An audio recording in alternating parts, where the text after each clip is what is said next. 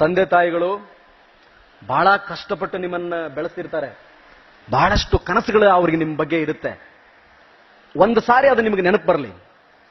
ಬಹಳಷ್ಟು ಸಾರಿ ಓದಿ ಹೈದರಾಬಾದ್ ಲೈಬ್ರರಿಯಲ್ಲಿ ನನಗೇನಾದ್ರೂ ತೂಕಡಿಕೆ ಬಂದಾಗ ನನಗೆ ನೆನಪಾಗ್ತಿದ್ದು ಪುಟ್ಟ ಗ್ರಾಮ ನೀಲ್ಗುಂದ.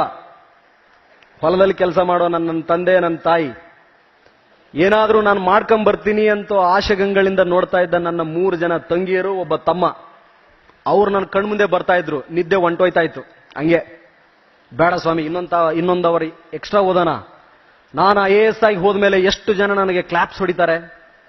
ಆ ಚಪ್ಪಾಳೆಗಳನ್ನು ಊಹೆ ಮಾಡ್ಕೊಳ್ತಾ ಇದ್ದೆ. ನೀಲ್ಗುಂದದಲ್ಲಿ, ಗದಗ್ನಲ್ಲಿ, ನಾನು ಕಲಿತ ಕಾಲೇಜು ಧಾರವಾಡದಲ್ಲಿ ನನಗೆಷ್ಟು ಚಪ್ಪಾಳೆಯನ್ನು ಹೊಡಿತಾರಲ್ವೇ. ನಾನು IAS ಆಗಿ ಹೋದ್ರೆ, IPS ಆಗಿ ಹೋದ್ರೆ ಆ ಚಪ್ಪಾಳೆಗಳು ನಮಗೆ ಸ್ಫೂರ್ತಿಯಾಗಿತ್ತು. ಸೊ ಆ ಕಾರಣಕ್ಕೆ ಜಗತ್ತು ಸಾಧಕನ ಸ್ವತ್ತು. ದುಡ್ಡೇ ದೊಡ್ಡಪ್ಪ, ಆದರೆ ವಿದ್ಯೆ, yes, prove it. The world is ruled by knowledge. ಜ್ಞಾನ ಜಗತ್ತನ್ನ ಆಳುತ್ತದೆ, ಇನ್ನಾವುದೂ ಅಲ್ಲ. ನೆನಪಿಟ್ಕೊಳ್ಳಿ, ಅಂತಹ ಸಾಧಕರ ಸಾಲಿನಲ್ಲಿ ನೀವು ನಿಂತ್ಕೋಬೇಕು.